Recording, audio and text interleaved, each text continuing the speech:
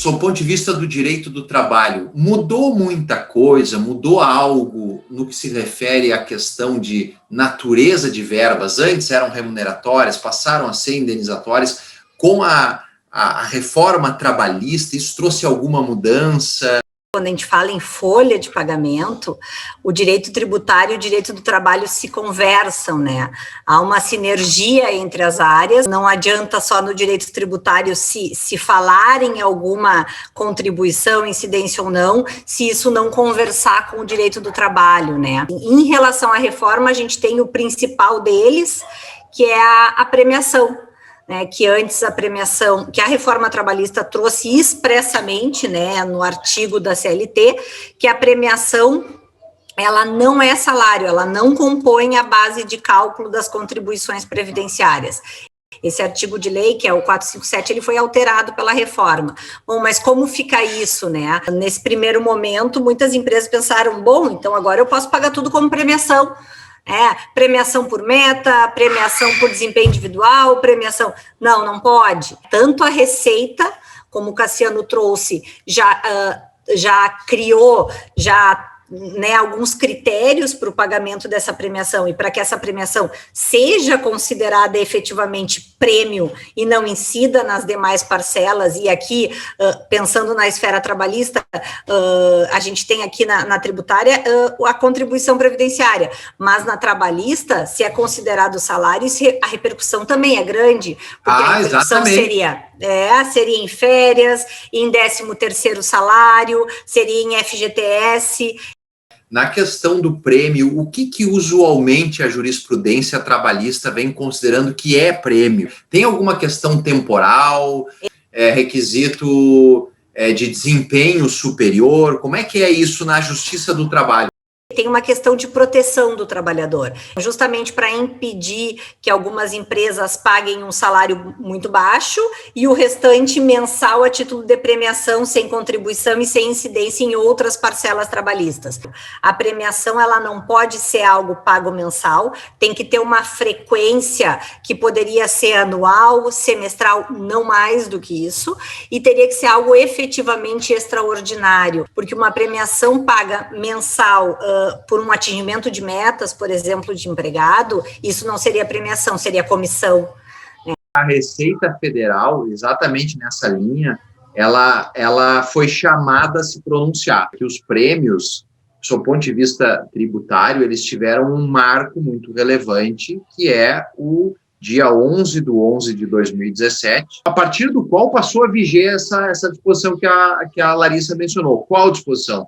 Que os prêmios são retirados da folha salarial e passam a não ter mais natureza de salário. E disse o seguinte, ora, para ser enquadrado como prêmio, tem que partir de liberalidade do empregador.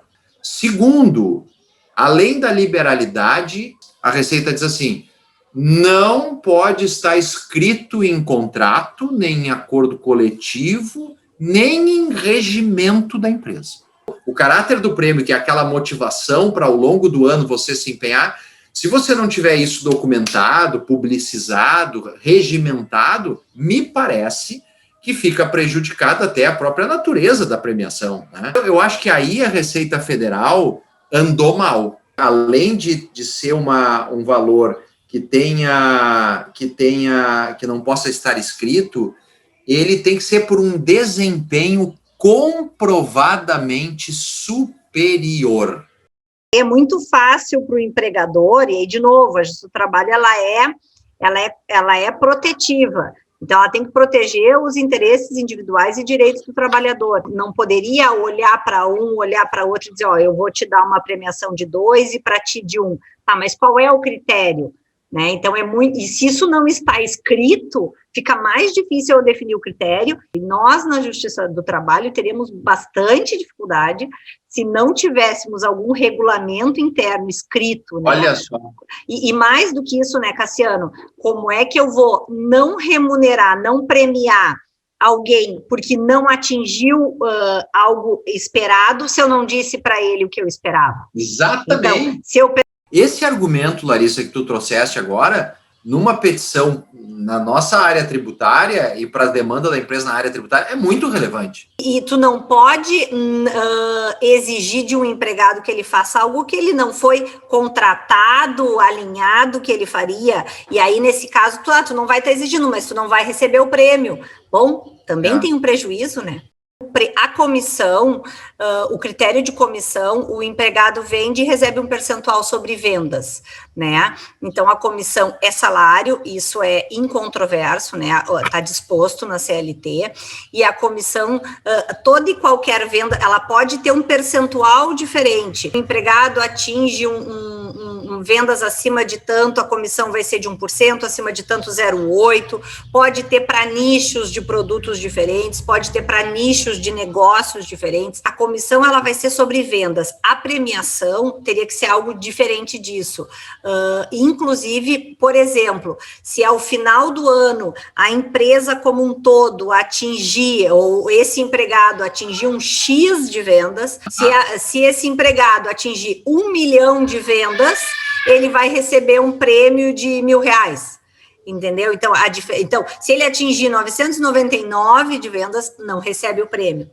É necessário ter escrito isso muito claramente, né? O desempenho esperado é que você venda até X. Agora, se você vender mais do que X, você tem um desempenho superior e você vai receber uma premiação. Se você que é empresa está dentro do caso concreto, e se você não tiver isso com clareza, se não tiver claros os parâmetros do prêmio, né, Larissa, nós vamos ter problema no âmbito trabalhista para cumprimento de uma regra tributária que não faria sentido nenhuma. Não faria sentido nenhum, na minha opinião. Queria te ouvir um pouquinho sobre essa questão do Vale Transporte, como é que ele é tratado, por exemplo, um funcionário que não vai, dos 30 dias ele vai 15 dias por razões, sei lá quais. Ele ganha o Vale Transporte relativamente àqueles dias, não ganha? Como é que isso funciona na Justiça do Trabalho? O empregador, né, ele participará, ele vai subsidiar, por assim dizer, o transporte do empregado quando essa parcela exceder a 6% do salário básico do empregado. Se o valor do Vale Transporte for menor do que os 6%, o empregado vai pagar o transporte, né, sozinho, e se for maior, o empregador vai pagar essa diferença. Eu acho que esse desconto, ele é muito na linha de evitar fraudes, né, evitar que se pague um salário de R$1.000 e um Vale Transporte de 1.000. Então, respondendo a tua pergunta, Cassiano, se o empregado não trabalha por 15 dias, ele não recebe o Vale Transporte desses 15 dias. Se ele não teve o deslocamento casa-trabalho, ele não recebe o Vale Transporte desses dias. Então, o desconto vai reduzir. O desconto, em tese, reduz e vira salário. O desconto que é feito do salário do empregado tem natureza salarial. Isso não pode ser excluído da folha, ou melhor, da base de cálculo da contribuição, porque tem natureza remuneratória. Tem o terço de férias indenizadas e as férias gozadas. O STF nos parece, né, no âmbito do direito tributário, que reconheceu a incidência sobre o terço de férias gozadas, mas não sobre as férias indenizadas, porque a natureza é indenizatória. Né? Essa questão do terço de férias, como é que ela é tratada no âmbito da Justiça do Trabalho, sobre a sua natureza? O que tu traz é uma insegurança jurídica tremenda, né? O tema era objeto de um tema repetitivo na STJ, daí vem o STF e diz, olha, não é bem assim. Então, essa é importante dessa conversa entre áreas trabalhista e tributária, porque a correção, ela tem que ser imediata, porque aí nós temos um fundamento de um fato novo, uma decisão que alterou, e é por isso que agora eu tô alterando a minha forma, né, de calcular a contribuição. O que fazer com o passado, com o presente e com o futuro? Ora, com o futuro, inexoravelmente, nós temos que dizer que essa contribuição por cautela tem que ser feita sobre o terço, tem que passar a tributar o terço daqui para frente para evitar um passivo oculto. Né? Daqui para trás é preciso ver o caso concreto. Aí, Larissa, eu vou te dizer que, como advogado na área tributária, a gente vai dizer assim, olha, nós vamos ter que ver o caso para ver assim, se a empresa tem ação judicial e transitou em julgado, essa coisa julgada, ela protege o contribuinte. A gente acaba recebendo perguntas assim, mas como é que a gente vai acreditar daqui para frente no judiciário? Não, prejudica a nossa atuação, né, Cassiano? Exatamente. Eu sigo o judiciário e acabo sendo prejudicado, né?